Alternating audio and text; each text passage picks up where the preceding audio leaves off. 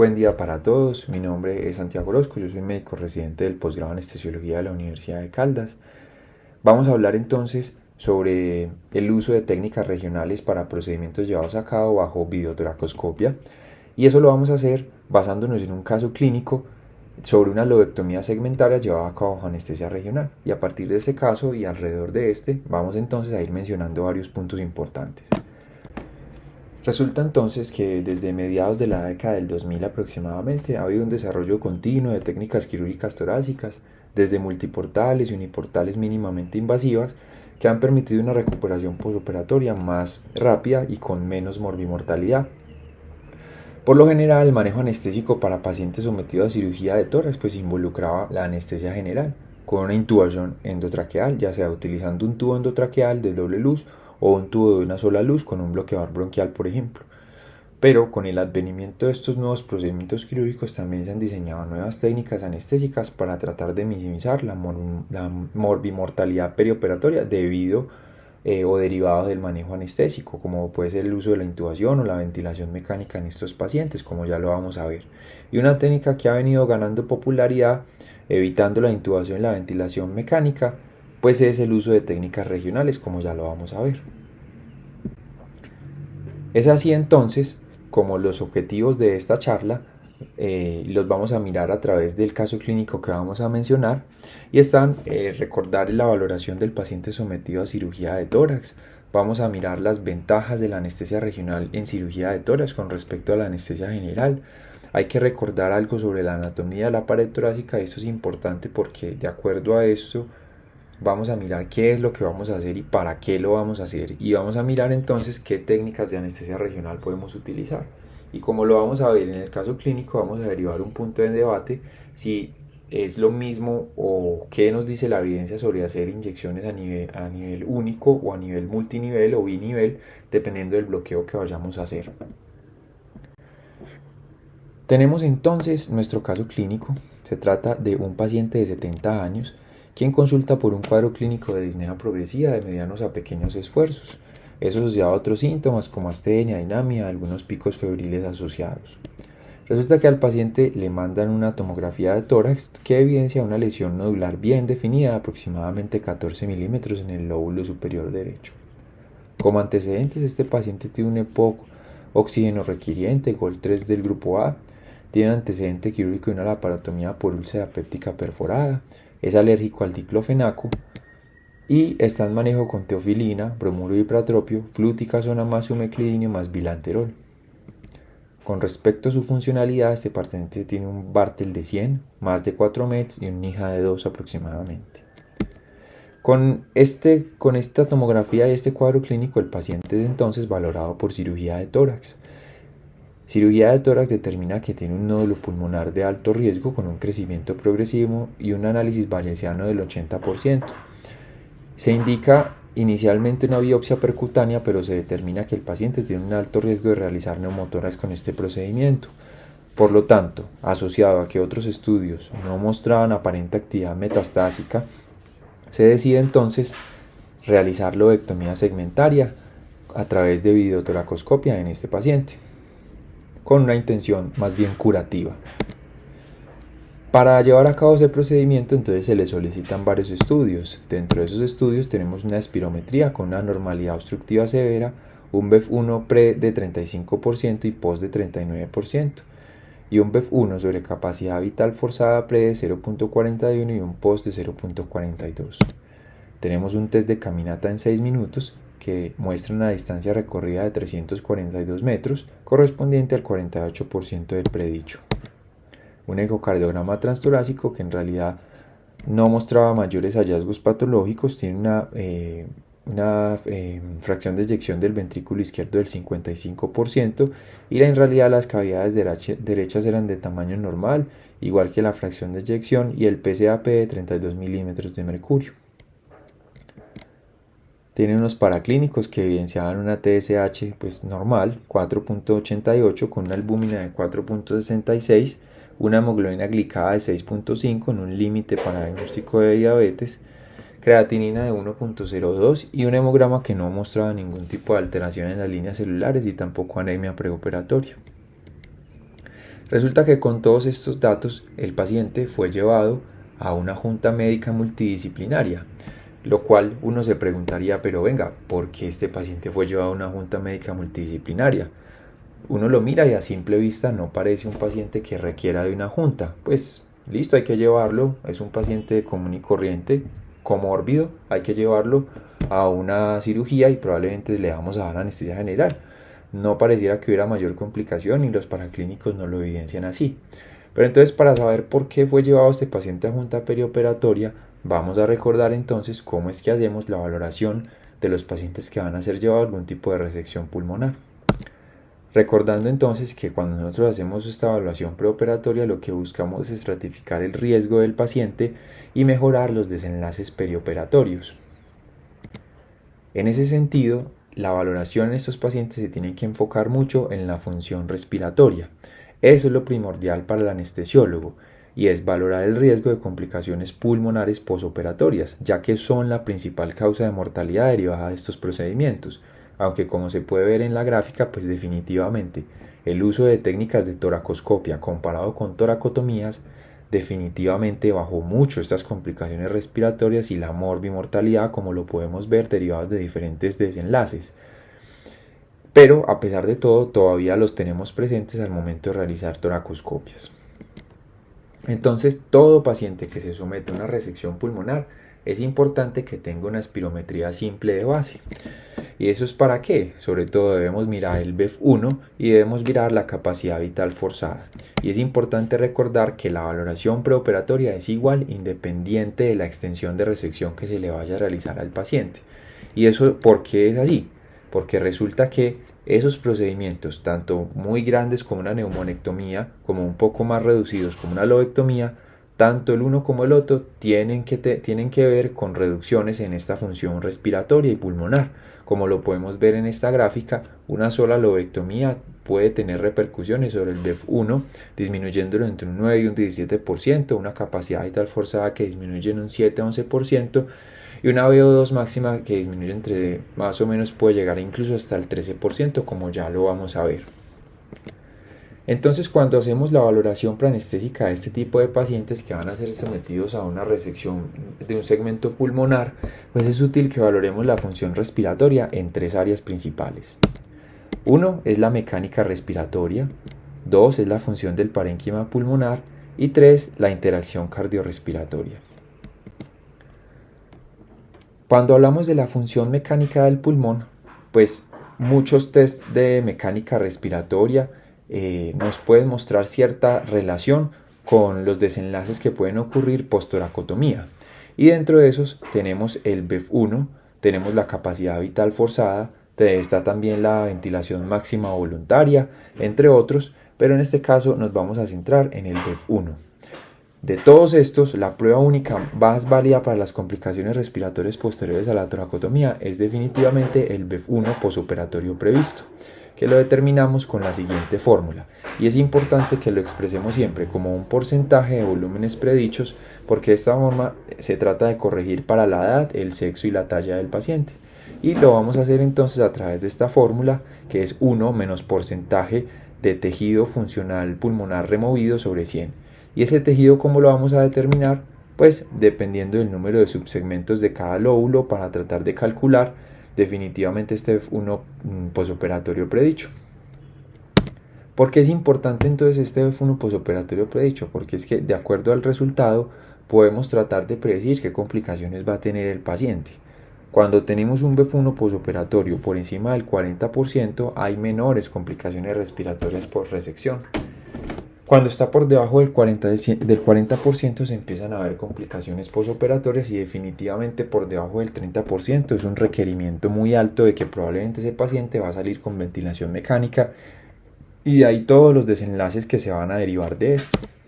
Entonces, el BEF1 posoperatorio previsto es el predictor independiente más significativo de complicaciones para este tipo de procedimientos, recordando que por debajo del 40% se incrementa el riesgo y por debajo del 30% el riesgo es muy alto de que va a ser complicaciones respiratorias. Con lo que respecta a la función del parénquima pulmonar, podemos inicialmente evaluarlo a través de unos gases arteriales. Lastimosamente, en este caso clínico no tenemos unos gases para este paciente, pero lo que se puede ver a simple vista es que, por ejemplo, una PaCO2 por encima de 45 milímetros de mercurio y una PaO2 por debajo de 60 milímetros de mercurio generan un riesgo mayor en estos pacientes de hacer complicaciones. Pero la prueba más útil de la capacidad de intercambio de gases del pulmón es la capacidad de difusión del monóxido de carbono o DLSO. Y cuando hablamos de la interacción cardiopulmonar, pues digamos que el consumo máximo de oxígeno o VO2 máximo es el predictor más útil del resultado posterior a la toracotomía. Incluso se ha sugerido que un VO2 máximo por debajo del 60% del valor previsto es un umbral para generar mayor riesgo. Pero la prueba de esfuerzo es actualmente el estándar de oro para la evaluación de la función cardiopulmonar. Y nosotros podemos tener, digamos que ciertos otros estudios que nos pueden generar una aproximación de este VO2 máximo, como lo puede ser la caminata de 6 minutos. ¿Y cómo lo podemos hacer para tratar a través de esto obtener un aproximado de nuestro VO2 máximo? Pues lo que hacemos es coger lo que caminó el paciente, lo dividimos sobre 30, eso nos va a dar los mililitros kilogramos sobre minuto. Sabemos entonces que si nos da menos de 15 mililitros sobre kilogramos sobre minuto es un riesgo y que incluso lo consideran como inaceptablemente alto, precisamente por el riesgo que tiene de complicaciones respiratorias. Este es entonces un resumen muy breve de lo que debe ser, y basado en estos 3 puntos que ya mencionamos, lo que debe ser la evaluación de los pacientes que van a ser sometidos a resecciones pulmonares. Para nuestro paciente entonces, viendo esto, tenemos un BEF1 preoperatorio del 35%, que de acuerdo al cálculo que se hace con la fórmula que ya miramos, tiene un BEF1 posoperatorio predicho para una resección del lóbulo superior derecho que nos queda en 25%.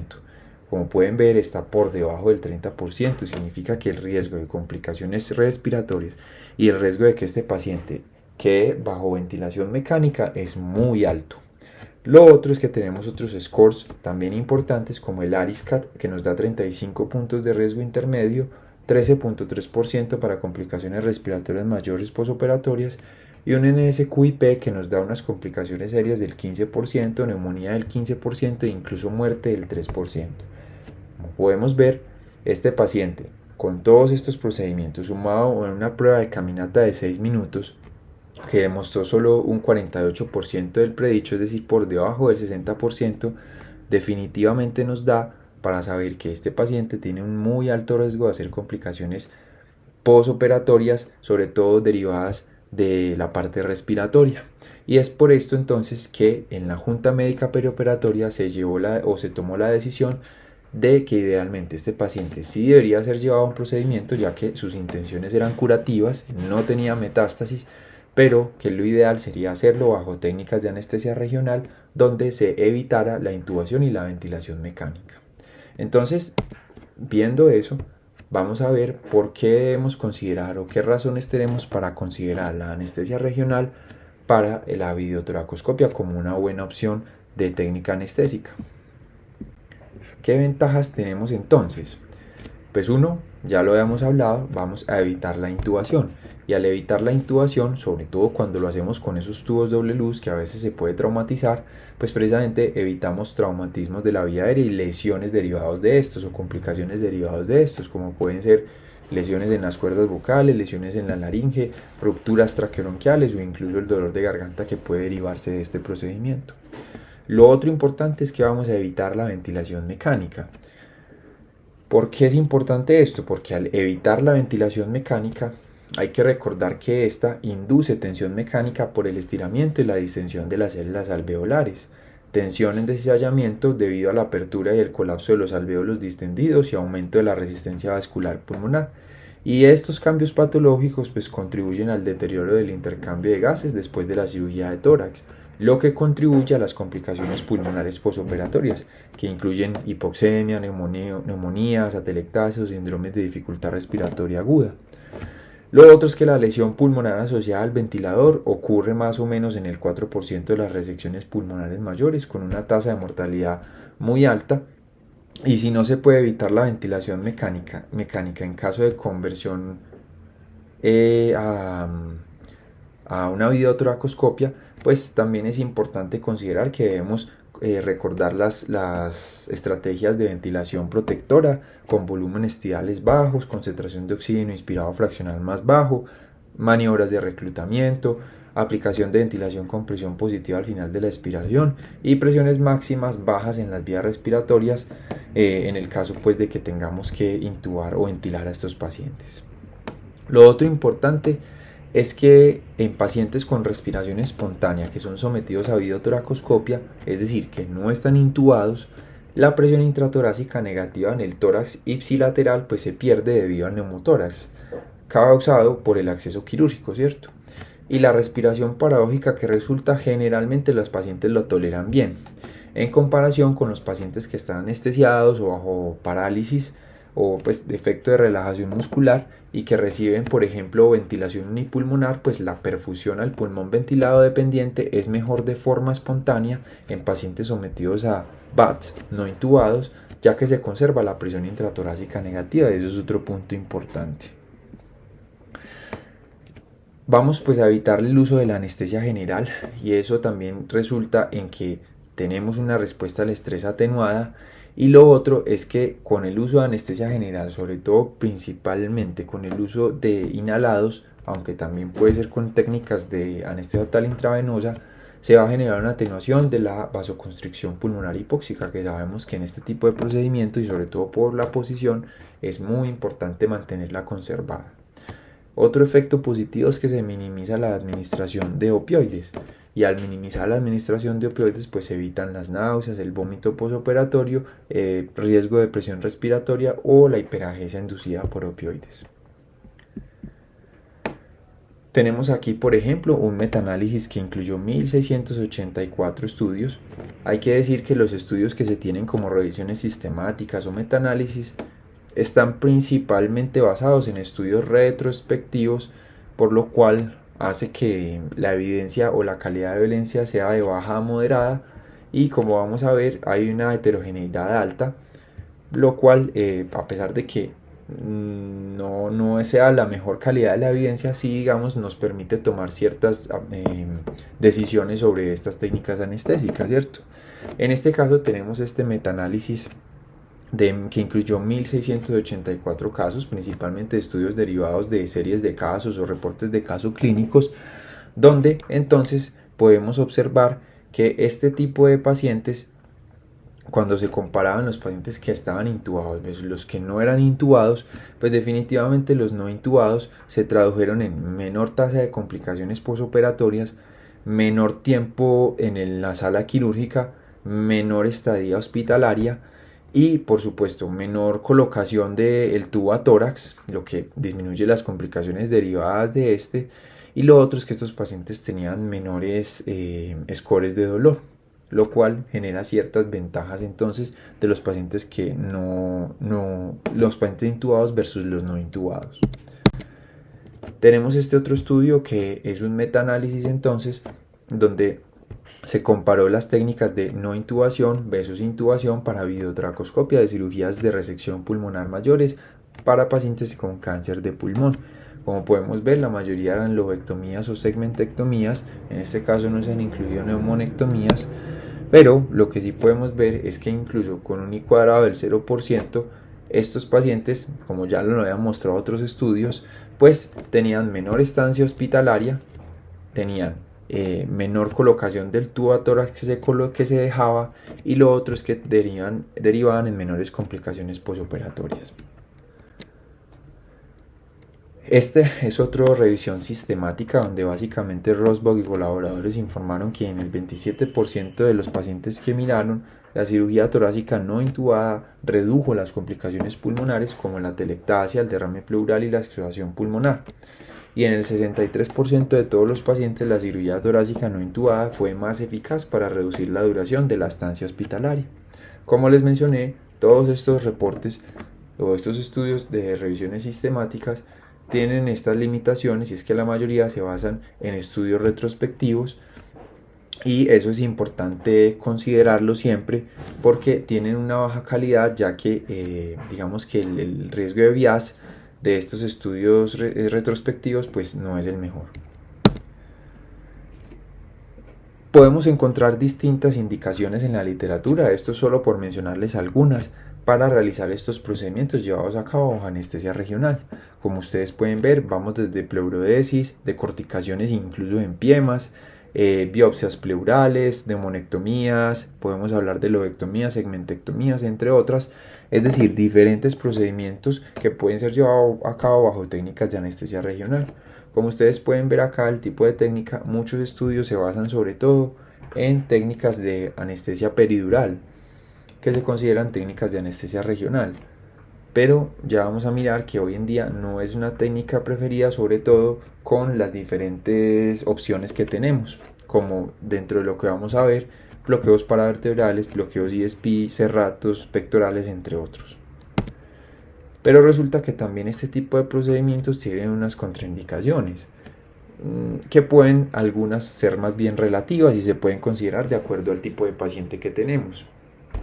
Resulta que podemos tener pacientes ASA3 o más de pacientes obesos con índices de masas de más de 30, que pienso yo eso puede ser más bien relativo. Pacientes hemodinámicamente inestables, por supuesto no sería lo mejor, o pacientes con desórdenes neurológicos o con aumentos de las presiones intracraneanas.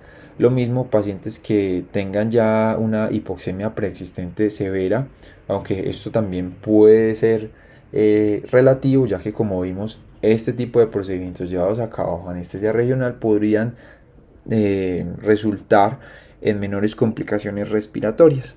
Por supuesto, otras contraindicaciones derivadas de las técnicas regionales, como lo puede ser el paciente con coagulopatía o paciente que esté anticoagulado y no se haya revertido, y paciente sobre todo también que tenga altas presiones de la vía aérea, puede ser dificultoso la realización de este tipo de técnicas. Y otro punto a considerar es cuándo vamos entonces a mirar si mi paciente está bajo técnicas de anestesia regional, cómo y cuándo lo vamos a convertir a anestesia general.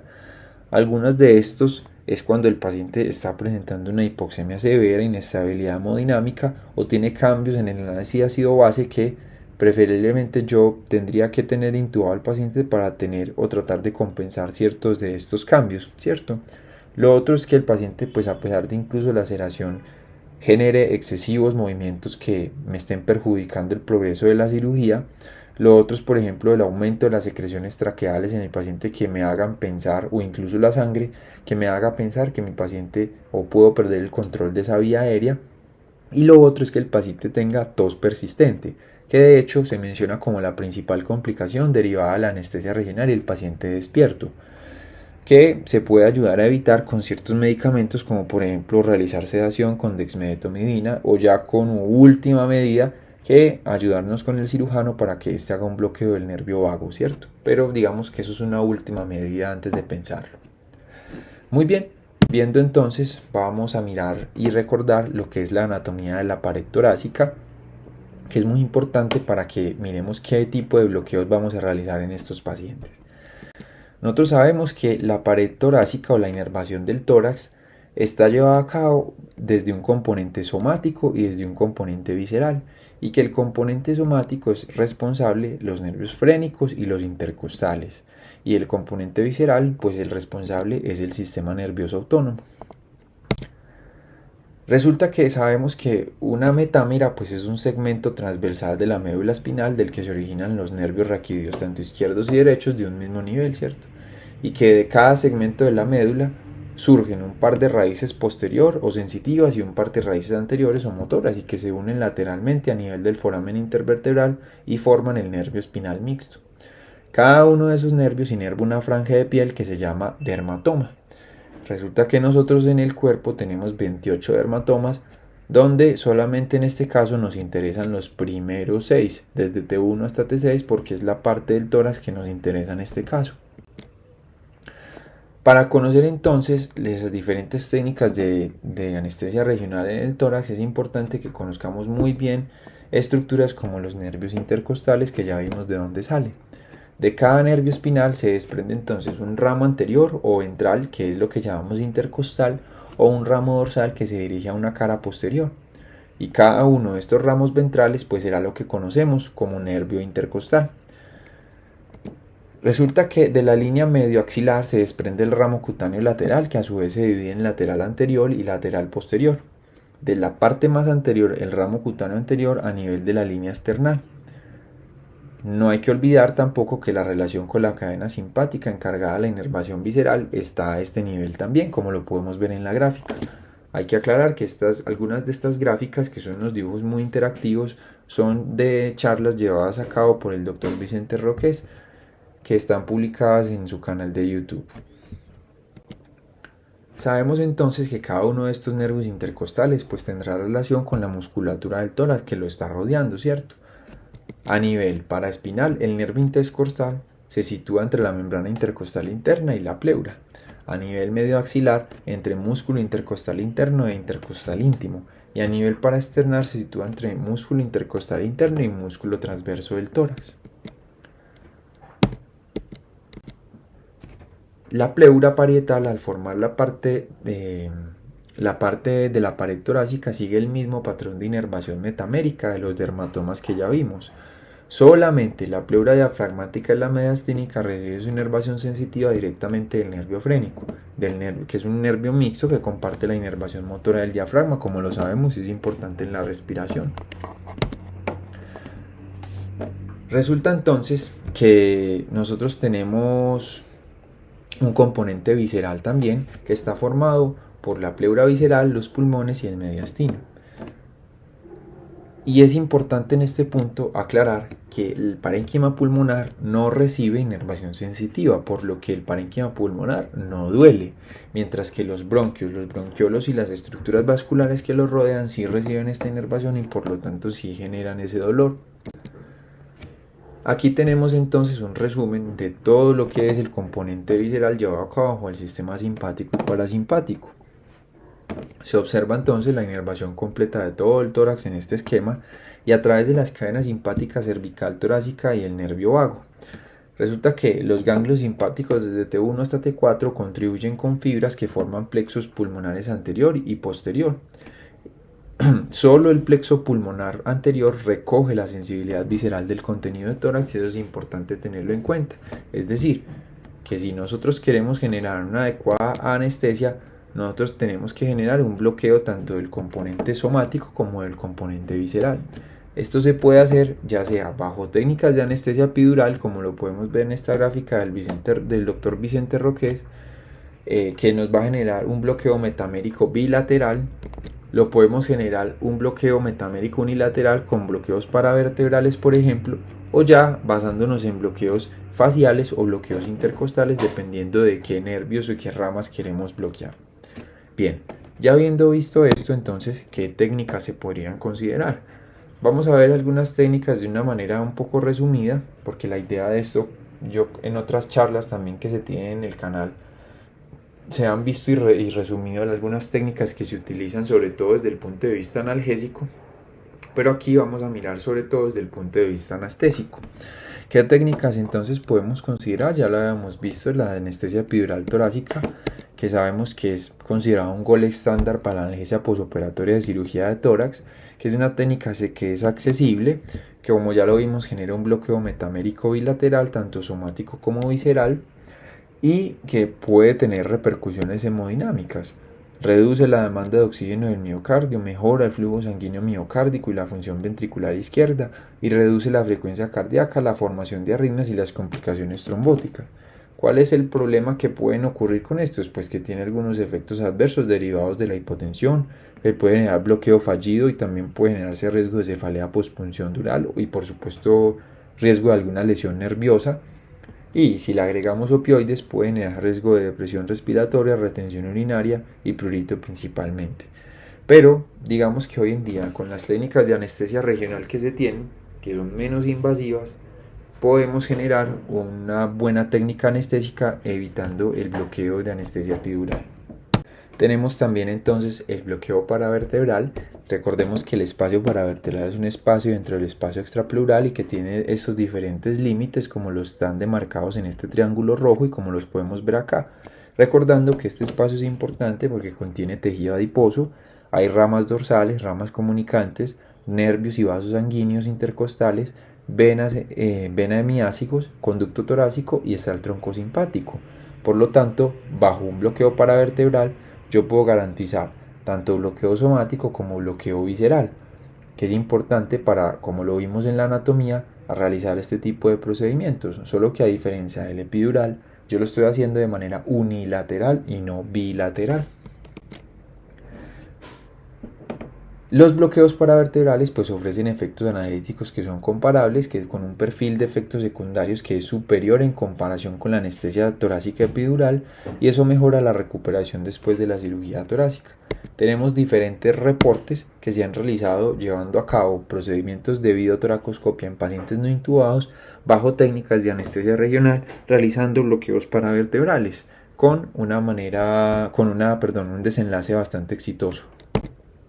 Aquí tenemos entonces algunas de las dosis, y algo importante con estos anestésicos locales y estos bloqueos es que hay que darle un buen tiempo para que se genere la acción adecuada de estos procedimientos. No es algo que se bloquee y inmediatamente se empiece la cirugía porque no se van a ver adecuados resultados. Es importante considerar también que los fascículos nerviosos en el espacio paravertebral pues están mínimamente cubiertos, ya habiendo perdido cualquier manguito dural antes de salir de los agujeros intervertebrales sin haber formado un epineurio externo robusto. Eso hace entonces que estos nervios del espacio paravertebral pues sean muy susceptibles a los anestésicos locales, y eso en parte también explica, digamos, el éxito que se puede tener con este. Generalmente el nivel al momento de escogerlo, lo que se ha mencionado es que se puede hacer con 20 mililitros una propagación de aproximadamente 4 o 5 niveles dermatoméricos, pero se ha sugerido que cuando yo deseo una mayor diseminación dermatomérica, el uso de inyecciones de multinivel, diferentes niveles y no dejándolo esparcir, podría resultar más efectivo si lo que estoy buscando es un mayor bloqueo. Estas son algunas pues de las diferentes abordajes que se pueden tener al momento de hacer este tipo de bloqueo, que puede ser una orientación longitudinal o orientación transversa, pero como podemos ver, uno de los riesgos que implica este bloqueo es que está muy cerca de la pleura, por lo tanto hay que tener experticia en el manejo del transductor y el manejo de la aguja, siempre observando la punta de la aguja, porque podemos fácilmente puncionar la pleura y realizar un neumotórax y una complicación en estos pacientes. Tenemos también entonces el bloqueo erector de la espina. Este bloqueo erector de la espina sabemos que es un bloqueo interfacial. La idea es que se disponga la aguja entre el erector de la espina y la apófisis transversa y se vea la dispersión del anestésico local en este espacio. Hoy en día sabemos que no sabemos a ciencia cierta cómo funciona exactamente el bloqueo erector de la espina, pero hay diferentes estudios cadavéricos, sobre todo en cadáveres, que nos han permitido mirar cómo es la dispersión del bloqueo erector de la espina y del anestésico local, y que nos permite presumir cuál podría ser su mecanismo de acción y por qué se explica que este bloqueo regional nos genere tanto un bloqueo somático como un bloqueo visceral. Tenemos este estudio donde participó incluso también el doctor Mauricio Forero, que fue el que inicialmente describió el bloqueo erector de la espina, donde se encontró bajo estudios de resonancia magnética que el bloqueo ESP, cuando se realiza a un nivel torácico de T5, puede reportar dispersiones del anestésico local que pueden ir de manera craneocaudal, que incluso pueden llegar desde T3 hasta tan bajo como el E2, como lo podemos ver en la siguiente gráfica, ¿cierto? Lo cual genera que un volumen de mínimo 20 mililitros nos puede generar una adecuada dispersión. Lo que sí es claro es que esa dispersión no siempre es predecible y no podemos asumir o no podemos saber con certeza, a pesar de mirarlo, que todos estos niveles hayan sido adecuadamente captados por el anestésico local. Tenemos otro estudio muy bonito de estudios de imágenes por resonancia magnética y estudios a través de imágenes cadavéricas, de anatomía cadavérica, de cómo puede ser esta dispersión del bloqueo erector de la espina, comparándolo por ejemplo con un bloqueo retrolaminar. Aquí podemos encontrar las diferencias de cómo se dispersa el bloqueo erector de la espina comparado con el bloqueo retrolaminar, donde haciendo un bloqueo erector de la espina yo puedo tener también dispersión hacia músculos intercostales internos y músculos intercostales externos, lo que me podría generar entonces digamos, captar diferentes nervios intercostales, que es lo que yo a la larga estoy buscando dentro de mi bloqueo somático. En la otra mano, en estos estudios cadavéricos, pues también lo que se pudo observar es que el hecho de colocar 20 mililitros de anestésico local a un nivel aproximado de T5 se muestra una propagación de aproximadamente 5 niveles de manera creudocaudal y que se muestra propagación en el plano intercostal y también en otros planos como el epidural, es decir, hacia espacio paravertebral, y también incluye espacio hacia cadenas simpáticas, lo que podría explicar el efecto que puede tener sobre el componente visceral, como ya lo podemos ver. Y estos son algunos de entonces los reportes que se pueden tener de distribución del anestésico local del ISP comparado con el bloqueo retrolaminar, que como podemos ver varía dependiendo de si es a nivel del espacio epidural, a nivel del foramen neural o a nivel del espacio intercostal. Este es un reporte de caso bastante interesante donde se llevó a cabo una toracoscopia en paciente no intubado para una resección pulmonar combinando tanto el bloqueo erector de la espina como el bloqueo paravertebral, que como podemos ver en esta imagen, y de hecho se realizó con éxito, que es una técnica diferente. Normalmente digamos que uno podría pensar en que estaría más bien en la duda entre utilizar bloqueo paravertebral versus erector de la espina, pero como podemos ver, el pensar usar distintas técnicas juntas podría también ser útil. Y es así como también tenemos el bloqueo del serrato anterior. Aquí este bloqueo del serrato anterior, pues que una de sus principales objetivos es coger el nervio torácico largo que está inervando el serrato anterior precisamente, pero este bloqueo se puede hacer en diferentes planos, ya sea superficial al músculo serrato anterior entre los músculos dorsal ancho y serrato anterior, o profundo al músculo serrato anterior entre el músculo serrato anterior y los músculos intercostales y las costillas. Se puede realizar en el área delimitada por las líneas axilares anterior y posterior y las costillas desde la segunda hasta la séptima, que de hecho es más o menos lo que uno esperaría de dispersión del anestésico, ¿cierto?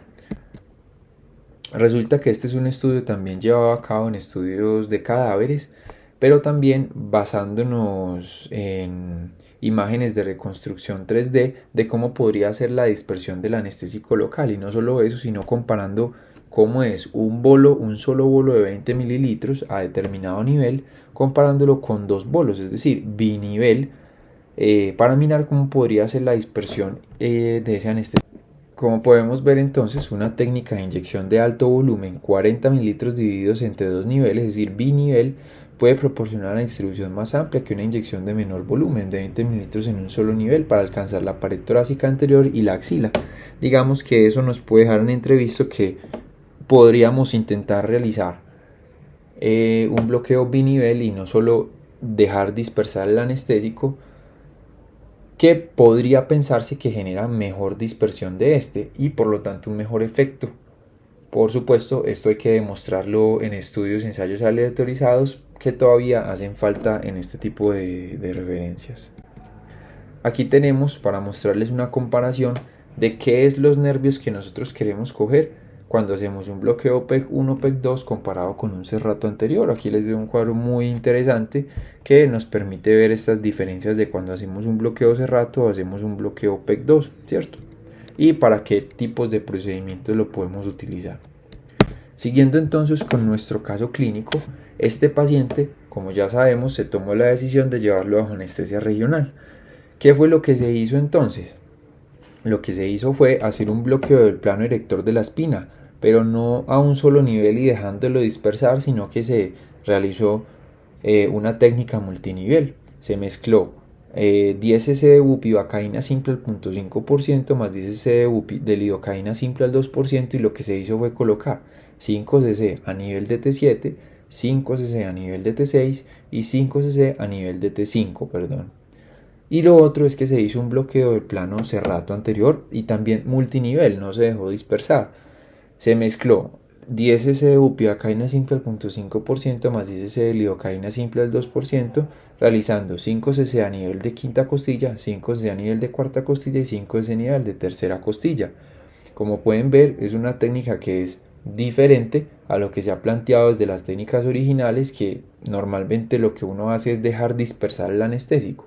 Pero ¿cómo nos fue con este paciente? Este paciente lo único que se utilizó fue una oxigenación con máscara facial y se le pegaron unos electrodos de profundidad anestésica para medirlos a través del setline, y se utilizó sedación con propofol y remifentanil TCI a los siguientes niveles, mostrando una adecuada estabilidad durante todo el intraoperatorio de este paciente y sin requerir ningún otro tipo de procedimiento invasivo o incluso pensar en llegar a intubar al paciente porque no se podía llevar a cabo el procedimiento. Como podemos ver en estas imágenes, esto fue la posición del paciente para el procedimiento. Aquí está con su máscara facial, está con sus sensores de profundidad anestésica a través del setline.